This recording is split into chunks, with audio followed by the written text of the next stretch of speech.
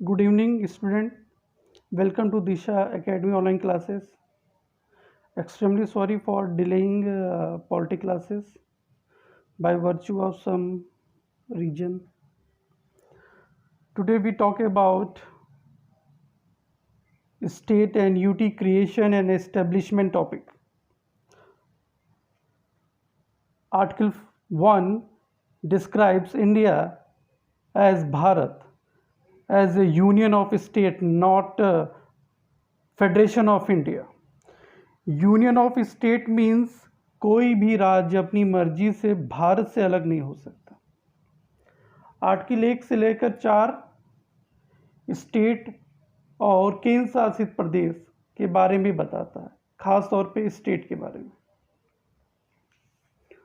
1948 में भारत सरकार ने भाषा के आधार पर एक आयोग का गठन किया जिसका नाम था एस के धर आयोग। एस के धर इलाहाबाद हाई कोर्ट के जज थे। इस आयोग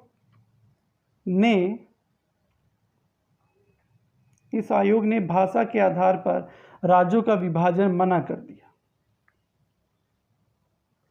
जिसके बाद जेवीपी आयोग बना। जेवीपी मीन्स जे मतलब जवाहरलाल नेहरू, वी मतलब वल्लभ भाई पटेल एंड पी पटाभी सीतारमैया।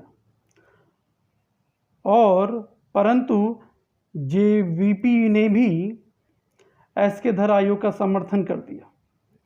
इसके विरोध में पोट्टी श्री रामुलु ने भूख हड़ताल किया और 56 डेज के बाद उनकी मृत्यु हो गई।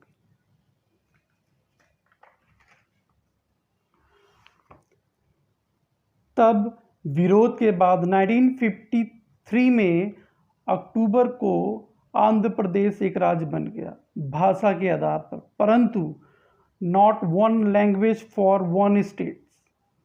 इसकी कैपिटल बनाएगी कर्नूल। 1953 को राज्य पुनर्गठन आयोग बना जिसके चेयरमैन थे फजल अली, साथ में 2 और पर्सन थे जिनका नाम था के.एम. पानीकर और एच.एन. कुंजुरू। 7वां संशोधन अधिनियम 1956 के दौरान 14 स्टेट और 6 केंद्र शासित प्रदेश थे।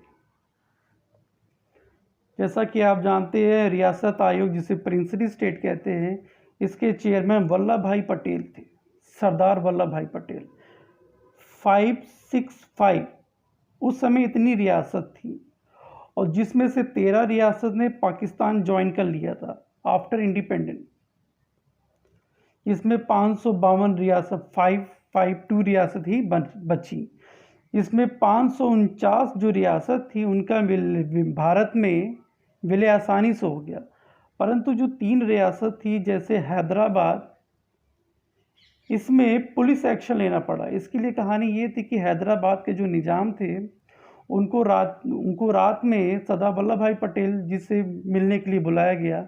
जब वो मिलने के लिए आए तो जब विलय के बारे में सरदार वल्लभ भाई पटेल ने उनको बताया था, तब उन्होंने इसका पुरजोर विरोध कर दिया और ये भी बोला कि अगर आप हमको धमकाएंगे तो उसका नतीजा कल आपको हैदराबाद की जनता भोगेगी।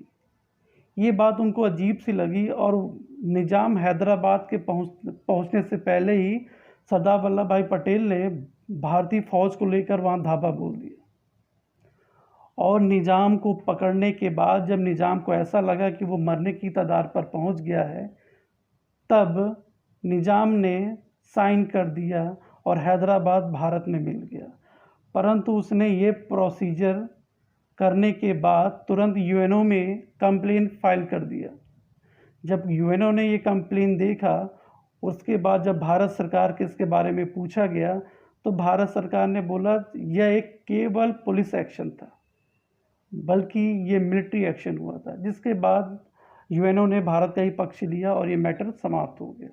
कश्मीर में ये ऐसी प्रॉब्लम थी कि वहाँ के जो राजा थे हरि सिंह, वो हिंदू थे और पूरी प्रजा मुसलमान थी, जबकि हैदराबाद में ऐसा नहीं था। हैदराबाद का राजा मुसलमान था और बल्कि पूरी प्रजा हिंदू थी।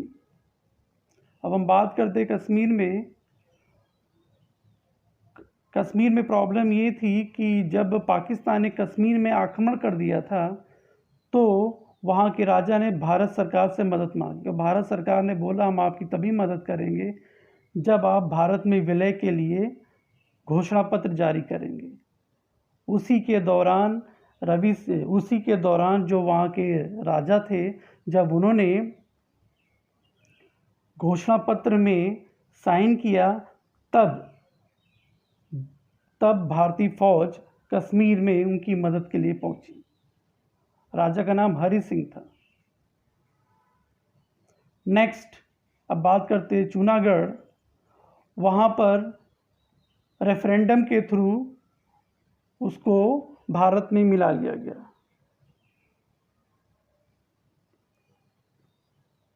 स्टॉप करना। ये पूरा क्रम है स्टेट और यूटी। ये स्टेट और यूटी के नाम है, ये फॉर्मेशन मतलब कब इनकी स्थापना हुई। जैसे आंध्र प्रदेश 1953, हरियाणा पंजाब 1966, नागालैंड ऐसे ऐसे।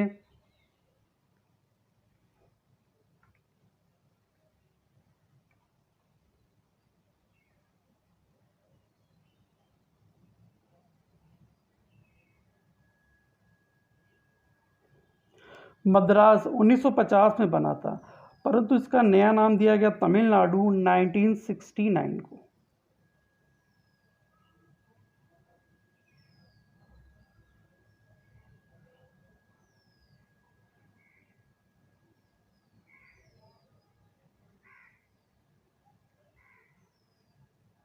मैसूर 1956 में बना, बल्कि इसका नाम कर्नाटका 1973 को दिया गया।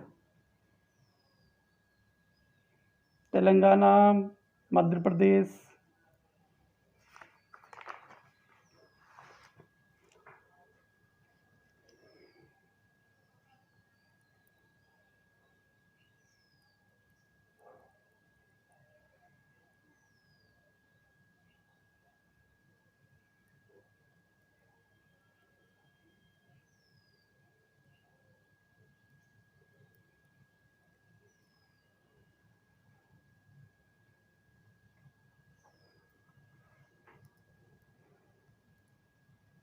देखिए, 2 न्यू यूटीज़ बनाए गए। JNK 31 अक्टूबर 2019, लद्दाख 31 अक्टूबर 2019।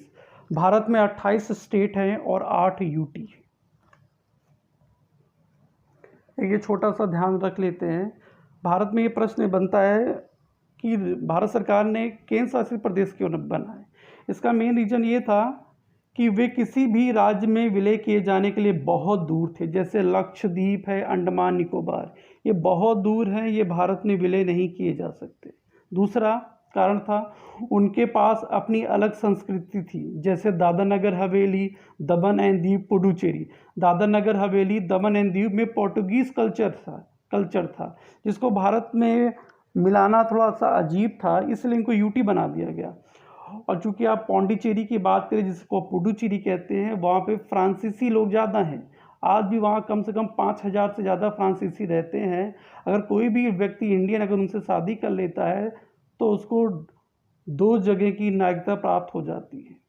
और जब प्रेसिडेंट का इलेक्शन होता है फ्रांस में, तो वीडियो कॉन्फ्रेंसिंग के थ्रू पुडुचेरी के लोग वहाँ पर वोट डालते हैं। अब चलिए बात करते हैं प्रशासनिक महत्व। चंडीगढ़, कोई राज्य इसे छोड़ना नहीं चाहता था और दिल्ली इसे भी कोई छोड़ना नहीं चाहता था। इसीलिए चंडीगढ़ को लेकर डिस्प्यूट हुआ पंजाब और हरियाणा में, इसीलिए चंडीगढ़ को यूटी बना दिया गया। क्योंकि दिल्ली जो था वो हरियाणा, यूपी, इन सब अदर स्टेट के पास मतलब उनकी टेरिटरी उसको टच खाती थी, वो सब दिल्ली को अपने में चाहते थे। इसलिए दिल्ली को चूँकि दिल्ली नेशनल कैपिटल है, इसलिए उसको भी एक केंद्र शासित प्रदेश बना दिया गया, लेकिन इसका दायरा बढ़ा दिया गया। ओके, धन्यवाद।